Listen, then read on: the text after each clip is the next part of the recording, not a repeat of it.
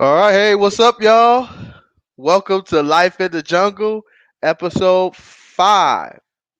Five. We're going pretty quickly.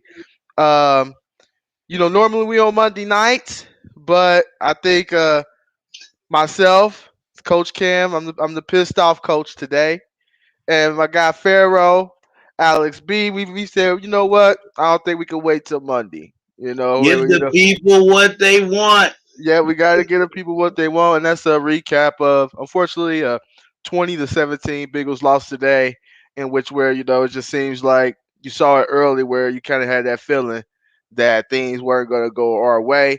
I'm gonna let you have it early. Give me a breakdown of what happened. What did you see from the Cincinnati Bengals today that made us come up short? Well, first off, you said unfortunately. I say fortunately, we lost 20-17. At one point, it was 20-3, and getting really out of hand. We had a lot of feedback from Bengals fans, a lot of critiques, and there were several things that went wrong that let this game get out of hand to the point where we had to come back. But Hmm. I am going to start up front with the offensive line. A lot of times we can get complicated. We can talk about game plan and all the pretty skill guys on the outside. Still comes down to who blocks and tackles the best. Last week, we kind of overlooked the fact that the offensive line gave up 5 sacks against the Minnesota Vikings because we were able to skate out with a victory in overtime. This week, we saw that it played a major factor and we gave up 4 sacks against Joe Burrow and really didn't open a lot of lanes for Joe Mixon to get going on the ground game either.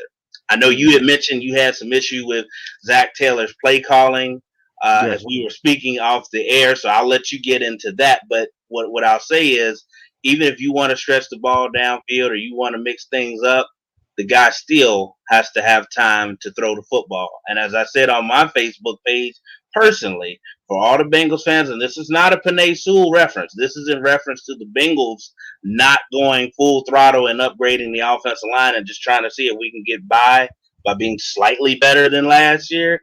This is what you get when everybody says, well, just draft A lineman. We don't need Panay Sewell, or we don't need to go after Joe Thuney in free agency. Just get A lineman and it'll be all right. Or the whole well, it's better than last year, so that means what? Because it wasn't really good last year. So I'll pass it back to you and get your analysis. Yeah, and I definitely, no secret here. I was a Chase guy. I was happy with the pick. But like I said, if you're gonna do pick Chase in the first round, those have to be followed up by linemen that are ready to play. I know in the draft that I was very looking forward to bolstering up the offensive line. We drafted Jackson Carman. I said, cool. We ended up getting Deontay Smith, who we really like. My Yep. thing is this, if you're going to get minimal, or I'm not going to say minimal effort, but if you're going to get minimal play from, XSF, and why not get Jackson Carman in there and give him a try? Let him learn on the job. It can't be any worse. It can't be any worse in the interior line. And my thing was, okay, you missed that on Joe Thuney. Fine. There was a lot of money, to give up. I get it. But there was plenty other, guards that could help you that we just simply passed up on and said, you know what? Now, Quinn Spain, I like him, but we know we had a guard problem, or at least on one side, and we did not fill that adequately. And it shows because on these stunts from the defensive linemen of other teams, you've seen it several today by the Bears, stunts up front is killing us. And they don't know how to communicate up front and switch off on these blocks because I seen it today, even from our guy, Quinn Spain, who I love dearly. He rolled Khalil Mack, who was inside on the rush. Robert Quinn goes right inside of him where he's supposed to take Robert Quinn, and Jonah Williams supposed to take Mack, and Jonah Williams the one looking like a fool. That But play that's not stood his out. spot. Yeah, that play stood out definitely when that happened, and not to single Quentin Spain out, but I mean it is coming from the middle. I had a former lineman of mine that blocked for me in my quarterback days back in the day that brought that up. It's not really coming from the outside. So Jonah Williams and Riley Reef, I do believe are doing a pretty good job on the outside. Trey Hopkins is still working his way back from injury, and it's Yeah. showing a little bit inside. And also, we had spoken about this as well. I don't know that Trey Hopkins was ever a true center. I believe he's an undersized center. I thought he was better at guard, but we're getting a lot of push. And we spoke last episode about this with Mhm. guys like Hicks and so forth up front. And you got, Raekwon, Smith, who's definitely going to, handle his gap and fill lanes and be athletic like he was in that interception that he got and took back to the house. So, there were a couple things up front, but I mean that stood out because even the hurries that they got on us when it wasn't a sack and it just kind of threw off the timing of the play really hurt any type of rhythm that even maybe Zach Taylor wanted to get into. But transitioning a little bit, we got to speak about QB1 also today. Now, Mhm. again, I'm a cause and effect guy because I believe that's very much what football is about. I know that a lot of those rush throws and decisions that he made was based off the time that he was not getting in the pocket and based off him trying to force balls and make plays. But Joe certainly going forward is going to have to do a better job of not staring down wide receivers, making sure he's going through his entire progression, not locking on to one guy or panicking or trying to force it in there. I know the one that he was trying to force to T. Higgins on the outside. I think he was more or less wanting or expecting him to make more of a play, at the ball. But, if you're Mhm. coming off of a turnover already, coming back, you got to take care of the football a little bit more. Not asking him necessarily to be conservative, just, understand down, distance situation in the game and maybe make some better decisions also. So we had a lot to clean up. And that's the thing. It's like, where do you start with this football game? Because it's so much to clean up. Like you said, the line play was shoddy. QB1's play was shoddy. I just think, and I'll talk to you off the record. I don't understand. And Zach Taylor said something interesting to me after last week's win. He said, we can't, we got to learn how to handle success. We have to be able to, get one victory and back it up with another. Um, But my confusion is, okay, you want to handle things with success, but I'm hearing oftentimes, well, this week they didn't practice very much, far as like actually padding up things like that. It was more of, okay, we're going to have a walkthrough on Wednesday and Thursday, preserve our bodies because we went to overtime week 1, and I'm like, hold up, who are we to be skipping out on valuable work? I mean, like, you know what I mean? I love my Bengals, but we're not the Kansas City Chiefs. We're Right. not Tom Brady and the Patriots. We haven't won Super Bowl. We haven't won playoff games. We haven't won anything. And so for me to hear that, and then you come out with this performance to back that, that to me that's just a huge red flag for me, and I'm just not sure what the pulse of this team going to be moving forward, because I hear the post game conference and Zach Taylor has the nerves to say that the defense needs to create more turnovers. I'm like, are you kidding me? I'm like, this has to be a joke right now for You what you're you saying. The you only mean reason like you're in this football game is because of the defense. right? I'm like, you mean that interception, like Logan Wilson got to make Yeah, this a competitive game in the fourth quarter when it right, didn't have to be? Uh, right. no, but seriously, we talked about this off the record. That's something usually more afforded to veteran teams, and I don't even have an issue with traditionally what the NFL does. And you know me, when it comes to football, I'm more of a traditionalist, old school, approach. Hey, look, come off a victory, we know what's supposed to happen. Hey, see you guys Wednesday. Now you still come in Monday and Tuesday, you get your lift in, and maybe look at some film if you got any bumps and bruises or whatever. So you're still in the facility. So but to take your foot off the gas and act like we've done something because yes, we had a great opening, victory last week. But seriously, I think that's one of the issues I have because to my knowledge, Zach Taylor, with his 7 wins now and his 2+ seasons here, has, 7-26-1. has never won back-to-back games.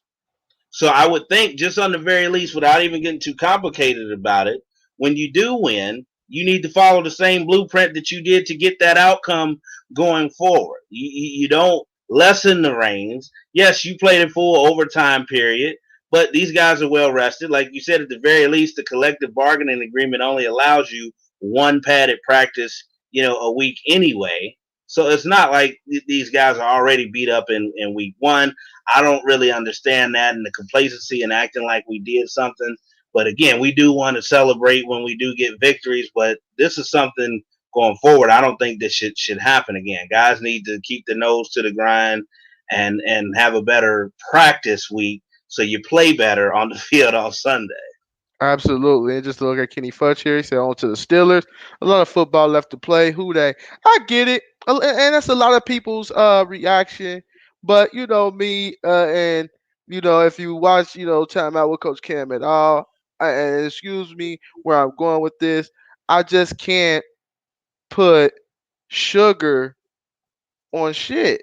I can't. Like, I can't. I'm not going to be that guy. I'm never going to be that guy because I sat up here and said, if anything changed about this football team, we'll be sitting up here 2-0 after Sunday's game. If this football team has truly, truly changed. Because Chicago came in this game a mess. And granted, it's their home opener. Granted, they was going to play a little bit better. And the Rams are a really, really good football team. Let's not take that away either. But it's a game that was very winnable. They gave you every opportunity to get back in the game or to win the game, and we just did not take it. And to me, it's just like it's one of those losses where they come back at the end and they give you a little hope to say, see, if we play like that for 4 quarters, then we could be the team we're supposed to be. But yet, under the Zach Taylor era, have we played that way for 4 whole quarters? You may get a half, you may get 3 quarters, but you never get four. And this was a game that I expected to win, and we should have won.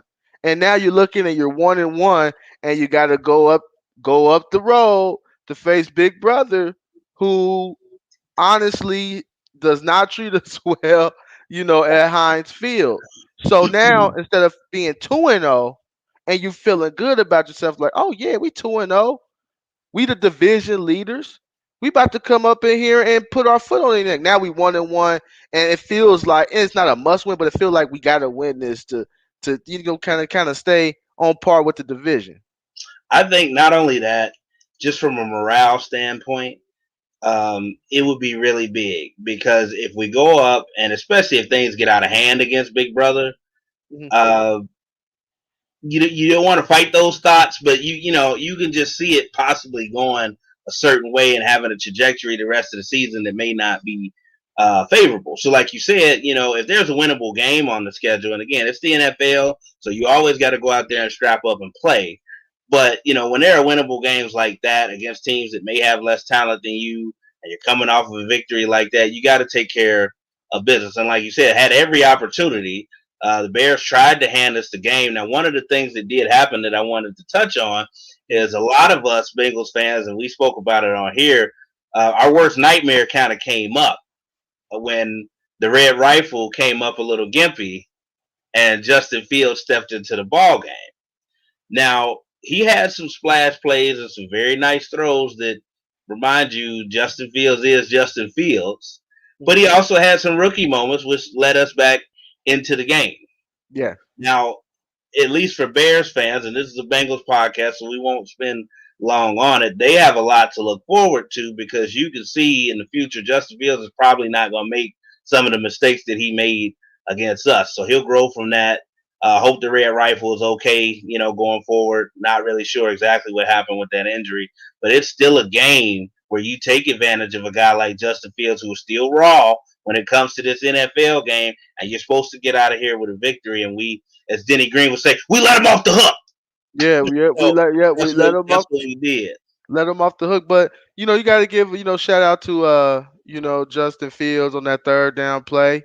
He made a play that needed to be made. He got the first down, broke Trey Hendrickson's sack, and which Trey Hendrickson, like I said, first two games of the season, he's earned his money.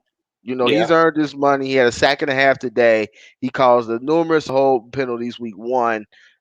He's showing that he's maybe not a product of just the Saints, but he's actually a good. player as far as an edge rusher. So I mean, it was some positives was on the defensive side of the ball to me.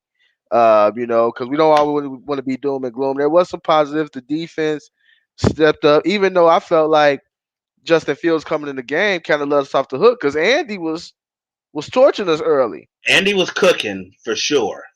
And, you can never discount the fact of a guy playing against his former team wanting to stick it to him, as he did last year with the Dallas Cowboys. So, I almost text you, but I didn't do it. I had the message typed and I erased it.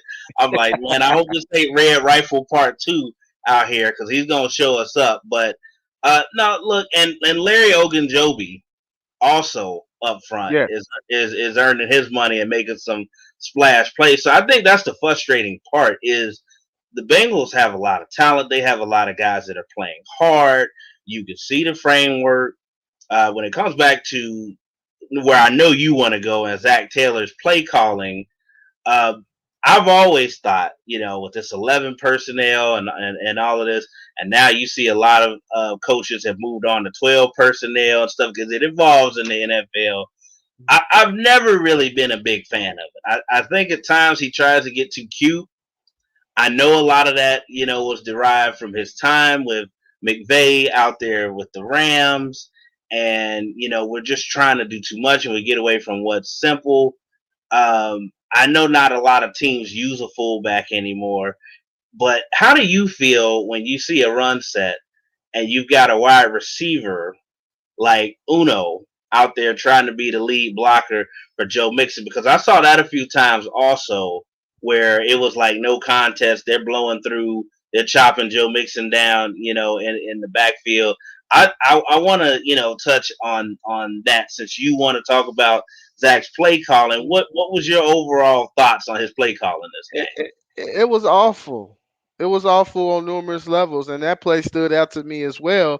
It's like it's 3rd and 1, okay, and you have Uno trying, to block a safety coming downhill on a 3rd down. That's not his game. Well, I mean, I'm understanding you may be blocking a DB on the perimeter, but you're asking him to block inside. It's not his game. Why? That's where you have what you have a Drew Sample for. Throw him in motion. Have him block that guy, Yeah, or that's what we spent that second round pick on because he was supposed to be this proficient blocking tight end from Washington that I've yet to see that or his spectacular receiving skills as a tight end. But you're right. And Uno, my first round pick, I'm bringing him, and Eddie Jackson comes screaming in right past him, chops it down in the backfield, makes a tremendous play, but it still comes back to us maybe not being smart with our play calling. exactly, exactly. And some of the plays, like, I mean, a lot of people laughed at me for saying it, but I could just see it. Some of these plays, are to protect Joe Burrow, and they're one read plays. They're one read plays. I know the one play where Uzama and Mixon crossed up, and Uzama was going on the wheel, Mhm. but he had Mixon on the inside. Shoot, CJ Uzama still running if we throw it to him. But the play was to go to Mixon, and they knew that. They wasn't even guarding the wheel.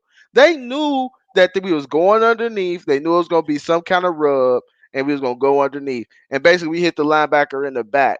To me, that's a predetermined where you know where you're going. We talked because it was out of a timeout, by the way, and so that lets me know like, hey, we're gonna run this play, hit Joe. Like, no, that's not what Burrow does.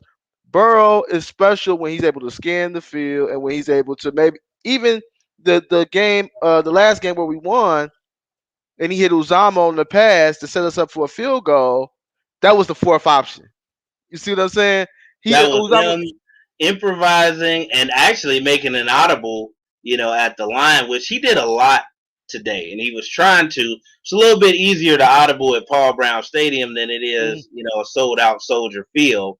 exactly. And we have to also take into consideration, at least this year, this is Joe Burrow's first time on the road with a full NFL stadium This is true. screaming, at him, making, some noise. And again, I don't think he shrunk from the moment. I just think, he made some bad decisions trying to force some balls. And when he felt the game getting away from us, that I'm sure he would love to have back.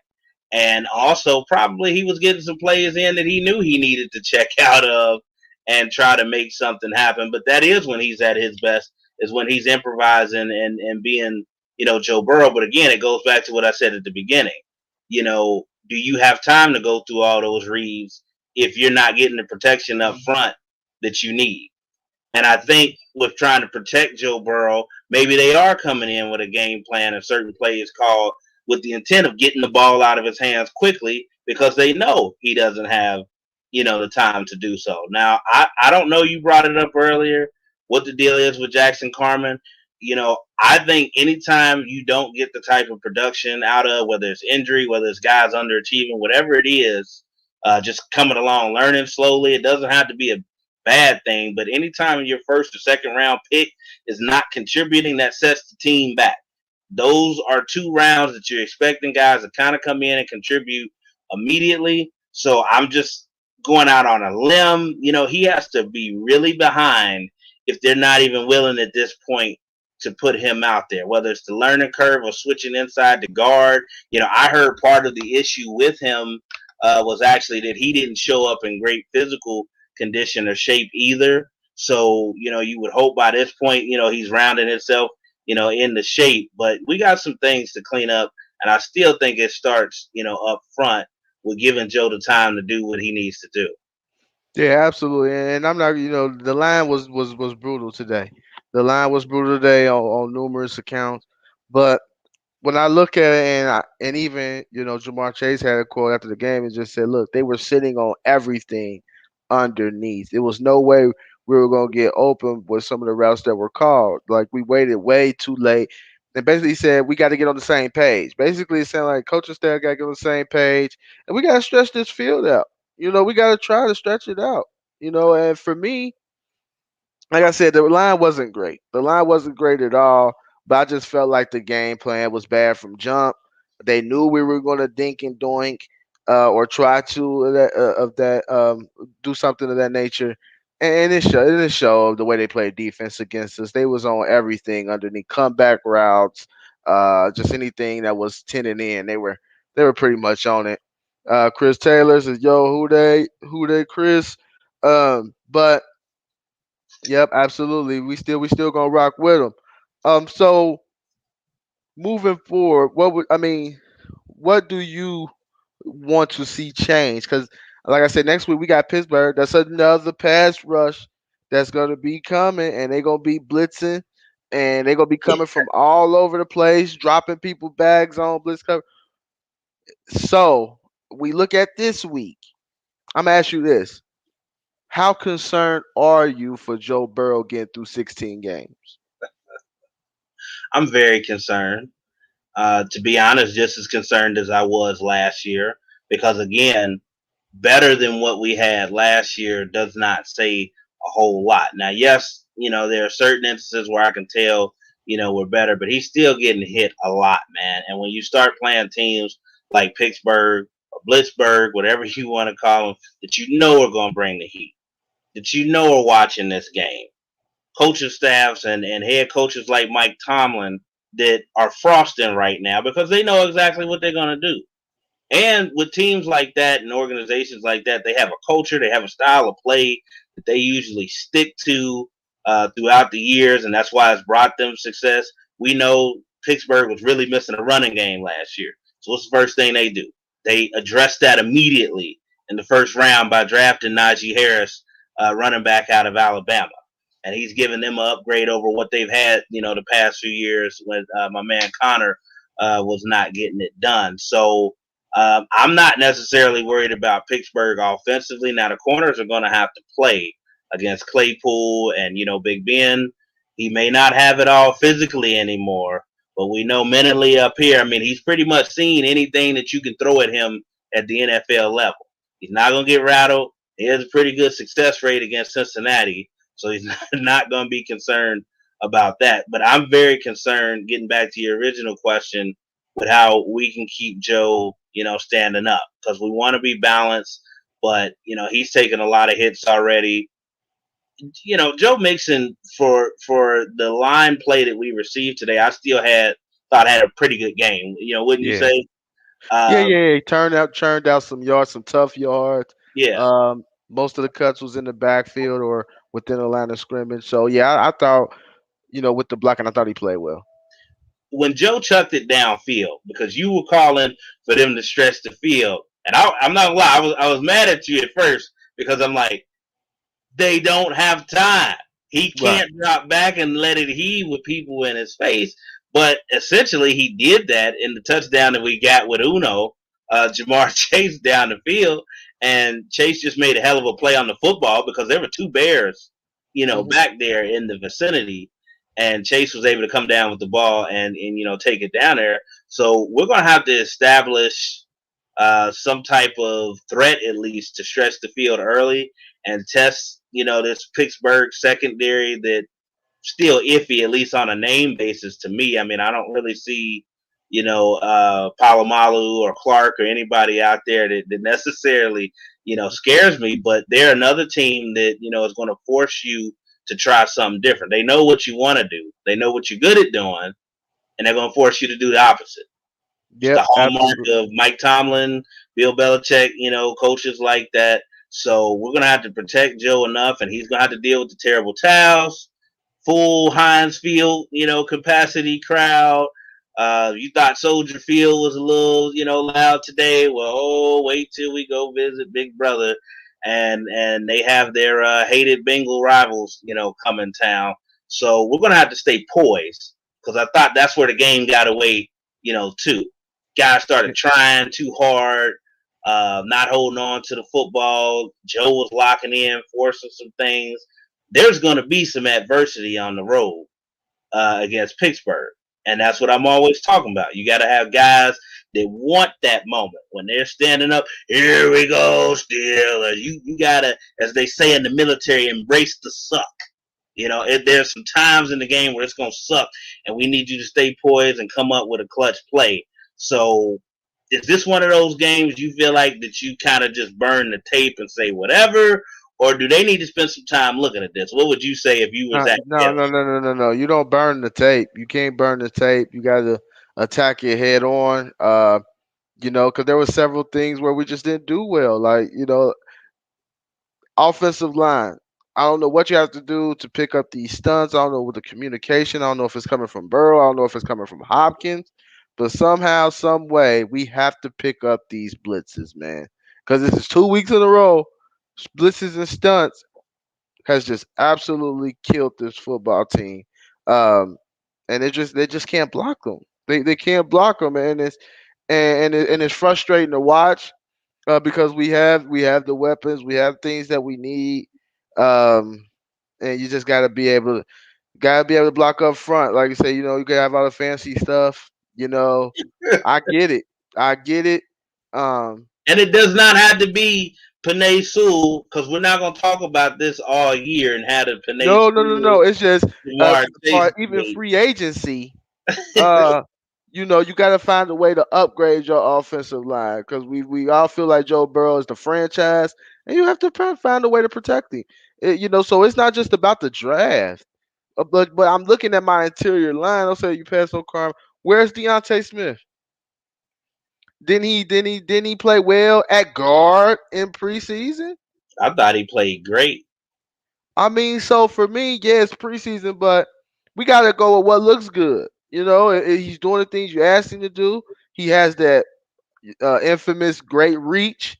What you look for as far as linemen. Um, it's time to start taking a look at a few other things on this line because we can't wait till it's too late. We Right. can't wait till it's week 8 and then find a Quentin Spain on the street. That was luck. So Was Deontay Smith even active today? Because I know yeah, last no, week he I don't wasn't. think he was. I don't think he was active this week, Okay. and he wasn't active last week. I saw him last week with his Bengals gear on the sideline. Yeah, gonna have to do some hard, soul searching and getting it together.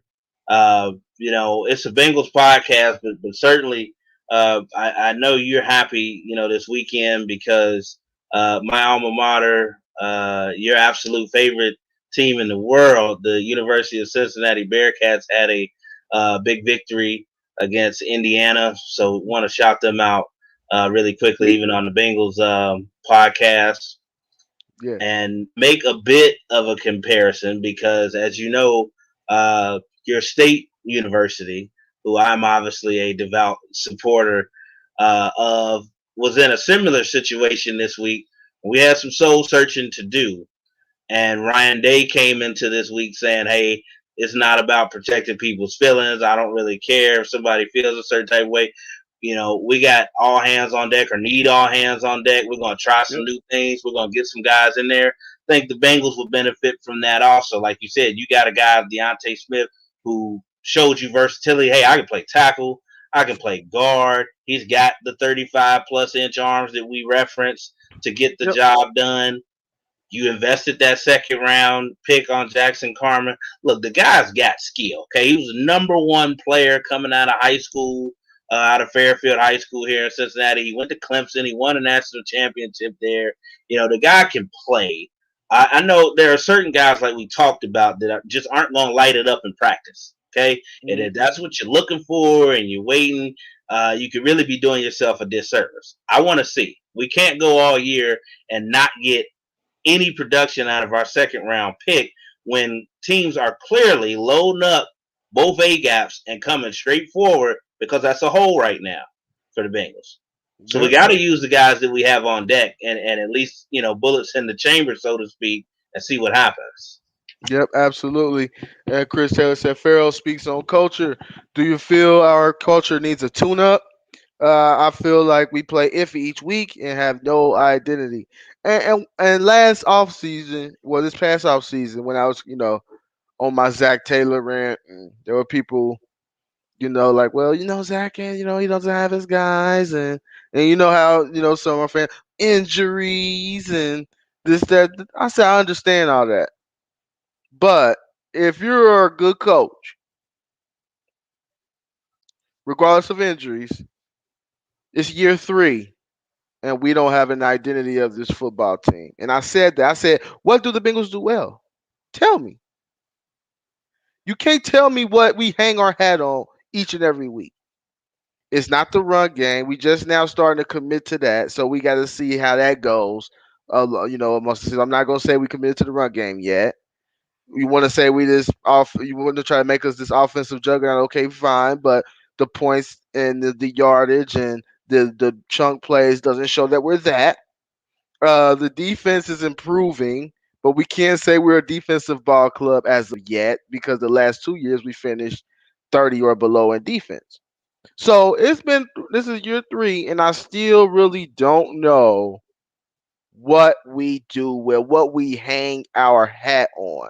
And that's something that should be instilled in a team with a new coach in about a year and a half. Like middle of last year, we should have been like, okay, we know when we see the Bengals play, we at least gonna do this. We at least gonna run the ball 25 times. We gonna give Joe Mixon. We gonna be a lunch pail offense, or we gonna sling it out. We gonna get 30 a game and let the chips fall where they may. We don't know what this team is, and that's a problem with me. It's a big problem because in order to establish culture, it has to be consistent, number one. And we don't have anything consistently that we do well. Again, I referenced it earlier. Unfortunately, in the Zach Taylor era, we have never put back-to-back victories, together to create that momentum and mojo that you need. And again, we don't commit to one thing. I mean, even back in the lost decade when you and I came up and watching the Bengals, look, at the very least, you were going to see Corey Dillon 25 to 30 times a game if you were the opposing team. Yep. Going back further than that, you knew you had to watch Carl Pickens streaking down the field. Jeff Blake wound up and let one of those huge bombs go.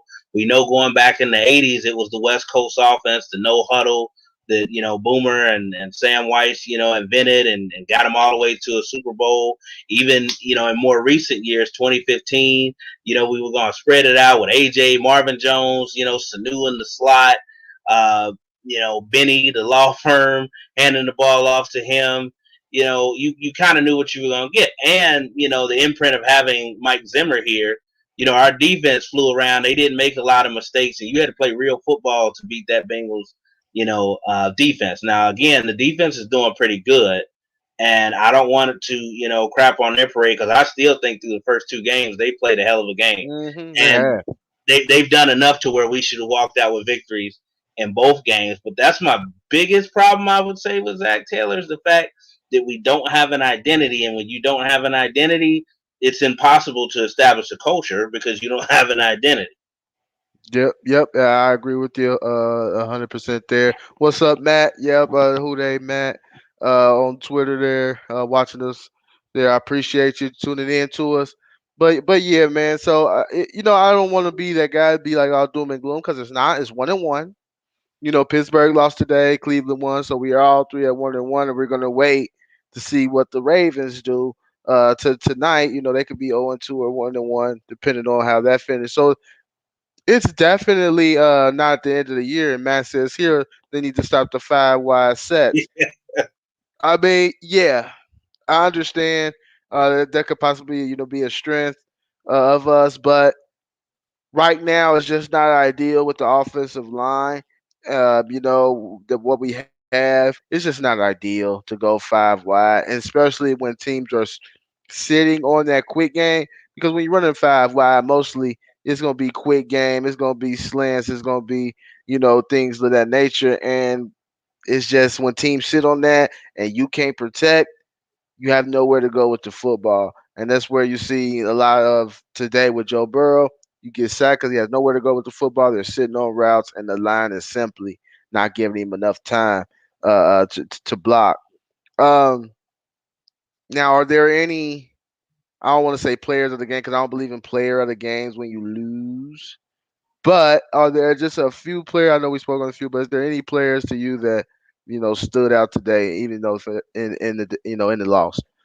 There's always silver lining, even though, like I said, I'm a bit old school and don't necessarily believe in the whole moral victory thing. I don't Again, either. Larry Ogunjobi up front is, an absolute beast and causing a lot of problems for offenses going forward. The whole D line, has been great so far this year. Now, as far as players of the game, honestly, I didn't really see it, today. There was not one guy that really flashed other than Ogunjobi, up front. To me, we had guys that made plays. Uh, do like the fact that we got the best slot receiver in the league, Tyler Boyd, a little bit more involved today. Seven He had a catches. much better game, something to build on going forward. But in order to stretch the field and make people believe we can still do that, we're going to have to protect better up front. I suppose we could give another shout out to Uno also because he got another long touchdown grab today and is at least providing that spark and that threat that we wanted him to be. And again, it's not all doom and gloom. That's not what we do on life. In the jungle, we're just assessing what happened. Today. So no game balls necessarily, but they did not quit. It was been very easy at 20-3, late in the second half to go on and fold the tent, and they did not do that. So they kept fighting. That's something to look forward to and build because again, we're gonna have to do that as we get into division play and particularly go see Big Brother next week. It's something that Mike Tomlin says that I'm gonna steal from him all the time. That don't blink Yep. when the pressure is on and stuff is not going well, don't blink. And honestly, the Bengals didn't blink today. It's just they, did not Didn't play have it. very well. And it's fortunate that they even had an opportunity to win at the end of the game. Yep, absolutely, absolutely. And Matt said one of his kudos is to Logan Wilson today. Yeah, I thought Logan Wilson played well. I would have liked for him to fall on that fumble. I would have loved for him to fall on that fumble. But I'm not mad at everybody was like fall on the ball, fall. Man, you taught the scoop and score that. Fields, what he made a heck of a play hustling and not giving up on the fumble. Most quarterbacks would have just laid on the ground, and Logan Wilson would have had six easy. But for him to just come back, kind of stick his hand out there and knock it out and recover, that was a big play on Justin Fields' part, just not giving up on it. But I thought the scoop and score, that's what you taught to do. Well, Logan Wilson is doing what they drafted him to do and what he flashed as a rookie. very athletic in space. He's kind of made his niche on hanging back there and picking guys off. So, Mhm. you like when guys have a play and they make the play. It was Yep. their point to make. Justin Fields did stare him down though. But again, hey, he was in right position. He took his drop back and he intercepted the ball. So I did think Logan Wilson had a pretty good game. Um, there's not really one position group defensively that we can say anything bad about because again, I believe they played a good enough game to where the Bengals, should have won. They gave up 20 points in today's NFL. A lot of That's that nothing. was due to us turning the ball over in favorable positions, for the Bears to get on the board. So, the defense did well. Logan Wilson was part of that today. Yeah, absolutely. I got a comment here. Need to cut Eli Apple. I mean, look, Eli got that one drive a game where it's just penalties. He gonna give up a touch, but all in all, he's not killing the defense. He's not. I mean, he's not making it to where it's like, okay, they're getting burnt every time. He's not. I mean, now, I, is right now is he part of? Is he a weak link on the defense that's playing well right now? Yes, yes, he is. But we But didn't bring. But one thing, we didn't bring Eli Apple in to come in and start games either. and that's what I was going to say. He's playing a little bit out of position, and even as far as the number of snaps, I'm saying for his Yes. role currently on this team will really help Eli Apple because I do believe, hey, if he is your fourth, even third, I would say third, fourth, fifth corner, you can't do much better than that as far as having a guy of Eli Apple's caliber in that position. But to have Yeah. him starting, yeah, he does have that one play, especially early, that kind of is like, okay, and I don't know if that's his way of needing to settle down and get into the flow, of the game. It's no worse than my man Drake Kirkpatrick, who we had, here for 8 or so seasons, to where he had some head scratchers often, Mhm. too, but he was actually a starter. What would really help Eli Apple is Trey Waynes becoming healthy and getting on the Yeah. field and doing what we've paid him to do also. Yeah, absolutely. We won't go into deep in our comments. Just want to read them out. They need to start throwing it deep more. We got deep threat. Taylor play call is questionable, but we kind of touched on that. I thought it was questionable as well. But also, you got to block up front too. But when there's opportunity there for you to take your shots down the field, you got to take them because I saw a lot, of one-on-one coverage as well with these suspect corners where I thought Higgins and Jamar Chase could have took advantage down the field, especially when they contested one-on-one matchups. My boy Miles here says I still hate Eli Apple. He put it in Looks all like caps. right. It looks like Eli Apple is getting the brunt end of this segment here right now. But it looks like what's worse, Eli or Kirkpatrick? uh, Man, look, that okay, let me I'll take this let one. you. I'll let you go. Uh, I made reference to Kirkpatrick, but again, this is a guy who played a lot of football here in Cincinnati and did do some great things and was part of some great defenses here. So I don't want to make it like I'm, coming for Kirkpatrick. So I mean, honestly, right now, because of the length of time that Dre, played here and some of the teams he played on, I mean, if we're making a comparison, it would have to be Eli Apple, but Dre in a number of situations was that guy that you could always count on for a defensive holding penalty or pass interference, and it would be at some crucial times. Mhm. I can think of one going back to Marvin's last campaign before it spent out of control. When we started, with the great record, 4-1, Yeah, we did. and we had the Steelers. It was a 3rd and 10, here at Paul Brown Stadium, and they knew where they were going also. And it was Dre that came up with the defensive holding penalty to keep that drive going. And then of course they hit the quick slant to AB to take it to the house. But again, I don't necessarily want to come down on either. Yes, Eli is having problems right now, but we mentioned he's also playing a role in a number of snaps that he was not brought here to do. Yep, and I'm never gonna blame a guy too badly when they're playing more snaps than what they're supposed to. It's just like a lot of people wanted to beat up Michael Jordan for like, oh, he got Burrow hurt. Well, honestly, to be honest, he shouldn't have been out there. When that for me that comes back, to the coaching staff to a certain degree. Let's see here. It says, yeah, Eli, he is the weakest link. NFL is too soft. The taunting calls are dumb. We talk about that because my guy, the purest football man here, he hit me up ASAP. I believe we got a penalty. The Bears got a penalty, and also we got a penalty the next drive. And it was But just like, oh, I sent you that message when we, yeah, took when we advantage received the penalty, right? So of it was that. on both sides, and he was just like, man, can't nobody talk trash no more. That's soft with a capital T. Okay, it's still football, and I know I'm old school when it comes to that. But the taunting thing, this is the NFL. First of all, we're tuning in. People are going to see and pay good money to see these guys play because they're the best at what they do in the world, and we want to see all that comes with that. There's supposed to be an entertainment value added to this as well because it's Mm-hmm. professional football. Now you want to take away everything that made this game what it was, which is the trash talking, which is some of the hard hits. Again, we're not talking about guys where, Vontez Burfict or Ndamukong Suh goes a little nuts and, takes it over the line, but we're talking about good hard football plays, somebody coming Yeah, across the middle, guy changes his target zone at the last minute. It's getting out of control. I mean, at a certain point, if I was a player, I would really consider the Players Association getting together and saying, look, these rules are making it impossible for the defense to do anything out there, trying to make it like basketball on grass. Let's just play two-hand touch and see how much the fans boo at that point and what Roger Goodell's response would be, to that. Because I do think at a certain point you have to take a stand or the game is going to become completely unrecognizable. So I agree.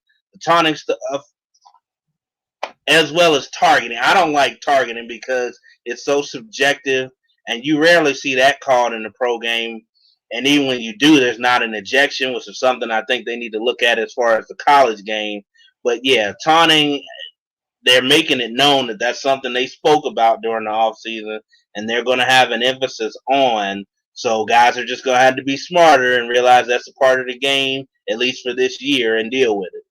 yeah, because football is just too much of a high emotion game. You make a play, you're gonna be excited. It just is what it is. Your adrenaline going, and it's hard not to you make a pass breakup or you break a pass up on the guy, not to look at him and say you ain't getting nothing today.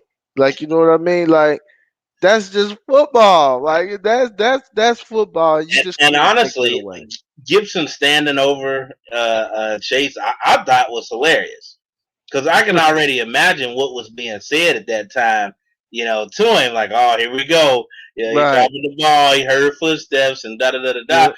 That's all part of the game, and learning how to fight through that and coming back like Jamar Chase did, and atoning for that and making a play for his team. The one that Von Bell got called on, where Andy essentially, advocated and sold it to the rest. Begged and cried for it and then threw it. Like we walking back to the huddle at this point. But I know what Andy said. Like, hey, you called it on us. Now, he's in my face and you're not going to say anything. So, again, it starts a precedent. It doesn't need to be there. It kind of softens the game that, I think we're going too far. Like, what do you mean taunting?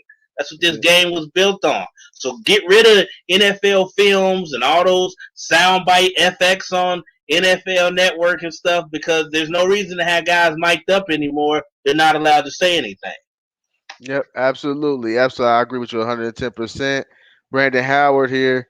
Or should we have kept William Jackson first? I will answer this one. Yeah. No, we shouldn't have kept William Jackson. You don't keep people who don't want to be here. You don't pay people who don't want to be here. And as we've seen on Thursday night, he has his share of issues as well. Uh, he was letting guys running free, and if it wasn't for an awful quarterback in Daniel Jones, Washington's not winning that football game because he hit Slayton on the wide open pass. So no, you don't keep William Jackson. He come out and making a whole bunch of excuses. How it's the zone I'm playing in, blah blah. Well, guess what? Guess what we play here? Zone. So how is he going to? So how good is he going to be here in the zone coverage? And he's trying to figure it out with Washington right now. William Jackson, to piggyback on that, kind of pump faked us anyway. He Yeah, he got in did. there. He had a year, maybe a year and a half, basically his second year, I would say. Because he missed his rookie year due to injury, where he came in and it's like, yo, we got something. And I think again, getting too crazy with the analytics, they had him ranked as at the time as the guy with the highest or lowest, I should say, rate of completion when you throw to his side. Yeah, because He kind of held he on, had Antonio Brown locked up a little bit too, and I'm like, yeah. okay, But he like we held got a on chance. to that reputation for a while, and now it's everything from the zone to I don't like how cruel their fans are, and all this other stuff. And he's starting to look like an excuse maker to me, and not somebody that I would want in the building, as you said, that doesn't want to be here. And I never saw William Jackson really looked like he wanted to be here, and his comments after he left Cincinnati kind of said, that to be true. So, no, we're better off finding a better option and didn't have to pay that money for William Jackson. Yeah, absolutely. And it says so. We'll go through the rest of the comments here. We'll call it a show. So when do we want to call the Trey Waynes project a failure? Do you think that would deter us from spending in the future? I don't think so. I don't think it deter us for spending in the future. Uh, but it is a thing where that's what's with free agency. It happens sometimes. You can't say like, okay, well, we paid Trey Waynes and he stayed injured, so we're not gonna do it again. That's unfortunate, but that's the risk you take. I can't consider it a failure as of yet. I would like to see him on the football field and see how he can contribute towards our team before I consider him a failure. Now, if we's not going to step foot on the football field, obviously it's been 18 games right now. We have not seen Trey Waynes. Hopefully, we see him this week against Pittsburgh, and let's just see how good our defense can be. And just so everybody watching right now, it looks like Lamar Jackson has just thrown a pick six and it's 6-0 Kansas City. Well, and I'm with you on that. It's definitely not time to hit the panic meter just quite yet with Trey Waynes. But I'm starting to get a little concerned, and I Yeah, definitely at some point need to see more than half a season's worth of tape in football and him actually being out there. Um, that's a fair question though that he asked, because you always had that concern with the Bengals if you kind of grew up in our age group, because they have had some bad luck with some free agents like Antoine Odom, Antonio Bryant never stepped foot on the field when we brought him in to be part of that Chad and To threesome that we were trying to get at wide receiver. There have been a lot of guys where when they do step outside of their own to bring in, where it has kind of turned like that. But I'm going to give a little bit of kudos to Katie and Duke and the brain thrust down there, and hope. There's a little bit of wishful thinking, but hope from what I've seen. No, that's not going to determine or put a damper on their efforts to bring free agents in, because it can't. Because you're not going to be able to compete by just filling every hole that you got in the draft anymore. It doesn't work like that. Like, you're going to have to take some chances.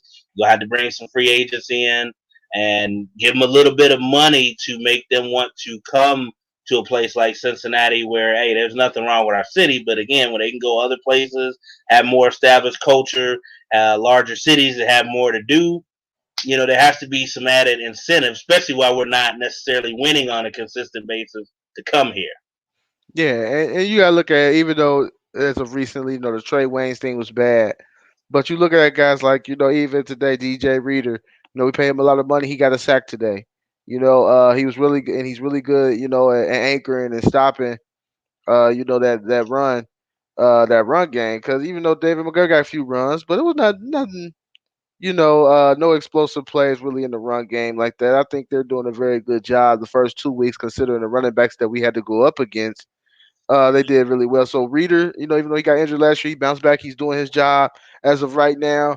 Hendrickson, he's showing that he could be that elite pass rusher. You got And guys we like know that Von Bell is earning his money. yeah, Von Bell earning his money. You got guys like Mike Hilton, Awuzie's playing well.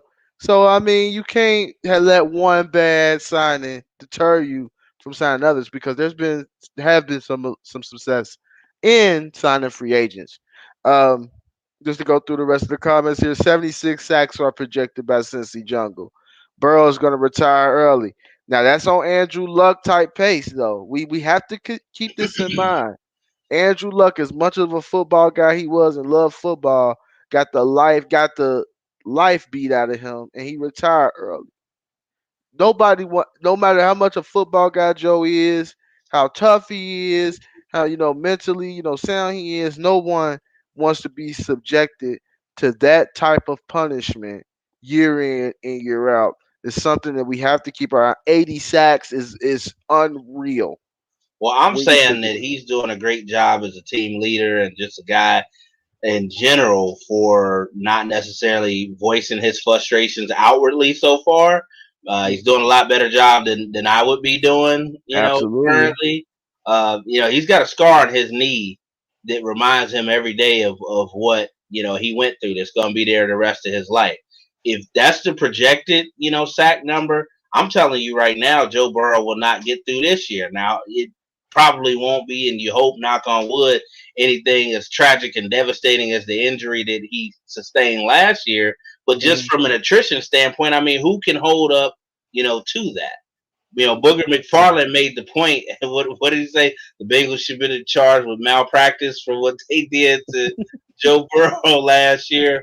Well, it's only slightly better as of right now. I do know that Frank Pollock, our offensive line coach, is working hard with that group that he's got right now, but they're certainly going to have to switch it up and really get in there and grind because it's not looking good for Joe making the final bail this year either. Yeah, absolutely. I totally agree with that. Let's see here. We got Brian Chamberlain going back to the Taunton. Yeah, the Taunton absolutely needs to go. Football's an exciting game. Let them talk. I agree with that. Uh, last question from Quest. How's your fantasy looking? Mine hasn't been looking too good today. I'll be quite honest with you there, Chris. I don't know about you, Alex, but mine ain't been looking too good. I'm not even playing fantasy, this year. I'm all locked in on. Yeah, it is a surprise. This is the first year I've set out probably since 2015. I want to say Mm. we were actually recording Life in the Jungle when my league was going, and I just said, you know what, I'm gonna sit it out this year.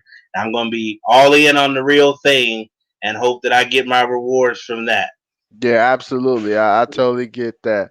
Now let's see here. We got Matt here. Marvin Lewis is the only coach in Bengals history with an above 500 record.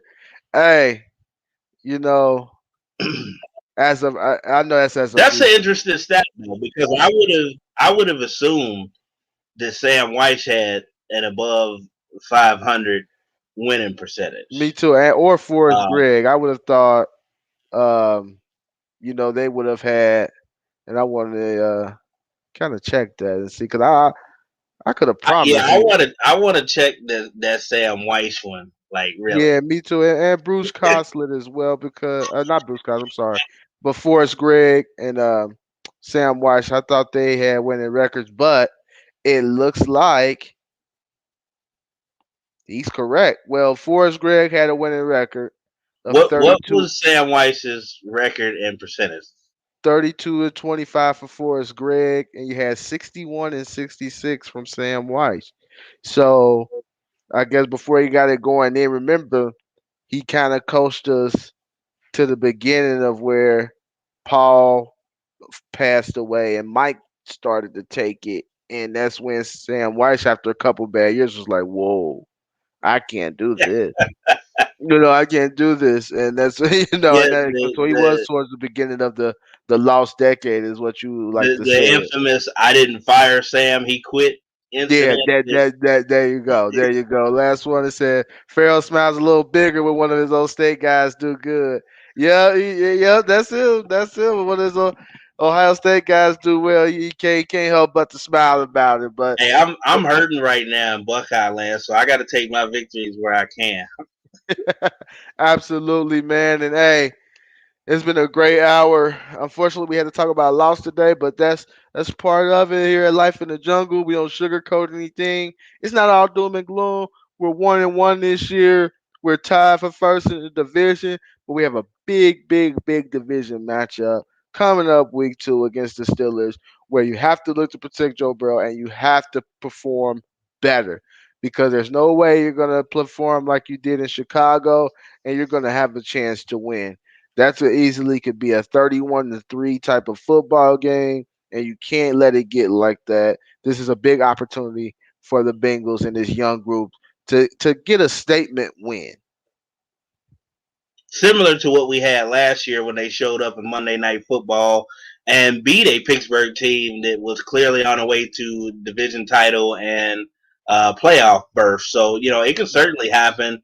You want to check Life in the Jungle. You also want to check Factual Opinions. You want to check Timeout with Coach Kam as usual. I can tell you Absolutely. off rip that Factual Opinions and Life in the Jungle will be producing a lot of content this week geared towards the Bengals Steelers rivalry, some of our better moments and plays. I'll have some highlights videos that you want to check out to kind of get morale going back in the right direction for this Yeah. matchup. So stay tuned for that.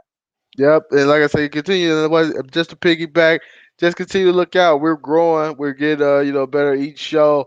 We'll have things added for you as well coming up in the near future. So it's going to be exciting. Just keep tuning in to us. We do appreciate all the support.